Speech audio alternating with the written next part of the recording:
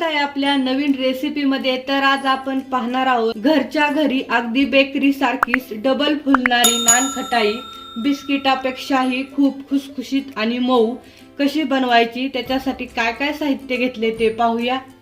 1.5 वाटी मैदा घेतलेला आहे। हा मैदा चाळून घेतलेला आहे। 1 वाटी साजूक तूप, 1 वाटी पिठी साखर, 3 चमचे बेसन पीठ, अर्धा चमचा खाण्याचा सोडा आणि सजावटीसाठी पिस्ता। येथे मी एक काचेचा बाउल घेतलेला आहे। 1 वाटी साजूक तूप, 1 वाटी पिठी साखर, साजूक तूप आणि पिठी साखर आपण क्रीम टाइप होऊसपर्यंत छान हे 10 मिनिटे फेटून घेणार आहोत।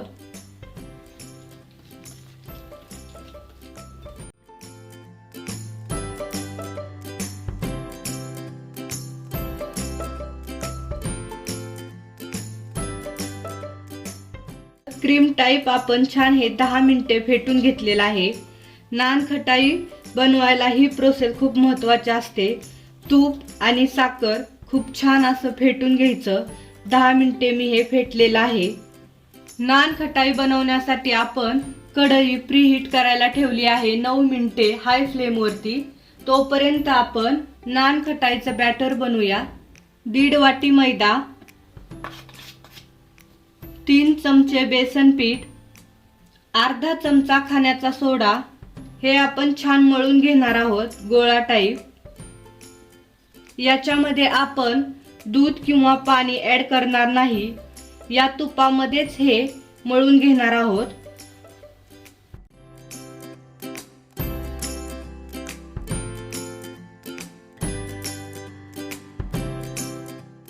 पीठ छान आपण गोळा टाइप मळून घेतलेला आहे। आता आपण लगेचच नानखटाई बनवायला सुरुवात करणार आहोत। कढई पण 9 मिनिटे प्रीहीट झालेली आहे। आपण या भांड्यामध्ये नानखटाई तयार करणार आहोत। येथे मी बटर पेपर घेतलेला आहे। बटर पेपरला आपण तेल लावून घेणार आहोत, म्हणजे आपला बटर पेपर व्यवस्थित ताटाला खाली चिटकेल।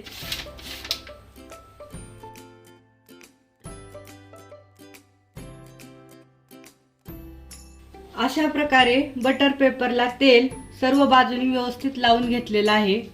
येथे मी 1 चमचा घेतलेला आहे। या चमचाच्या आकाराच्या आपण नानखटाई बनवणार आहोत, म्हणजे सर्व नानखटाई आपली एकसारखी होईल। चमचा भरून मी पीठ घेतलेला आहे। याच आकाराच्या आपण सर्व नानखटाई बनवणार आहोत, म्हणजे आपल्या सर्व नानखटाई एकसारख्या होतील। सगळ्या नानखटाईला एकसारखा आकार येईल। पाहू शकता, पिठाचा गोळा गोल करून घ्यायचा, नंतर त्या पिठाच्या गोळ्याला नानखटाईचा आकार द्यायचा, प्रेस करून घ्यायचं। पाहू शकता अशा प्रकारे। अशाच प्रकारे आपण सर्व नानखटाई बनवून घेणार आहोत। आता आपण बटर पेपर वरती नानखटाई ठेवूया। सजावटीसाठी मी पिस्ता घेतलेला आहे। पिस्ता ठेवताना थोडा प्रेस करून ठेवायचा, म्हणजे आपल्या नानखटाईला व्यवस्थित लागेल। परत पाहूया। पीठ घ्यायचं, गोल बनवायचा गोळा, प्रेस करून घ्यायचं आणि या गोळ्याला नानखटाईचा शेप द्यायचा। अशा प्रकारे पाहू शकता।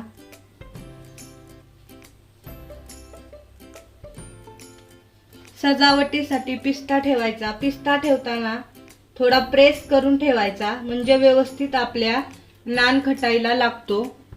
नानखटाई ठेवताना बटर पेपर वरती थोडे अंतर ठेवून ठेवावी, कारण नानखटाई आपली फुगून डबल होते।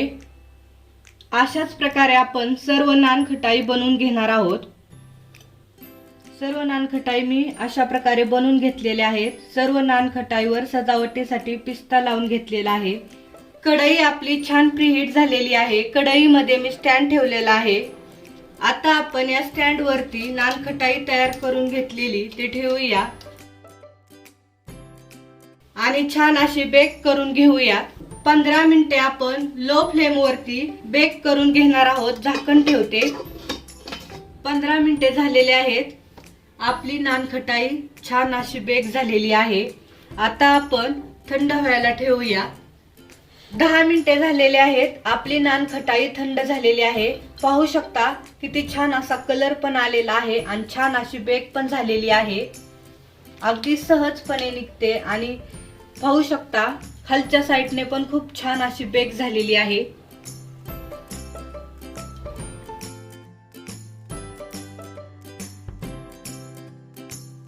अगदी बिस्किटासारखीच खुसखुशीत झालेली आहे. मी तुम्हाला एक तोडून दाखवते. पाहू शकता आतमध्ये पण किती छान अशी खुसखुशीत झालेली आहे. तर अशा प्रकारे आपली नानखटाई तयार झालेली आहे. तर ही नानखटाई आपण ओव्हन मध्ये न करता कढईमध्येच केलेली आहे, ते पण घरच्या घरी. कलर पण खूप छान आलेला आहे आणि बेक पण खूप सुंदर झालेली आहे. तर ही नानखटाईची रेसिपी तुम्ही पण घरी नक्की ट्राय करा आणि कमेंट मध्ये सांगा नानखटाई कशी झाली ते.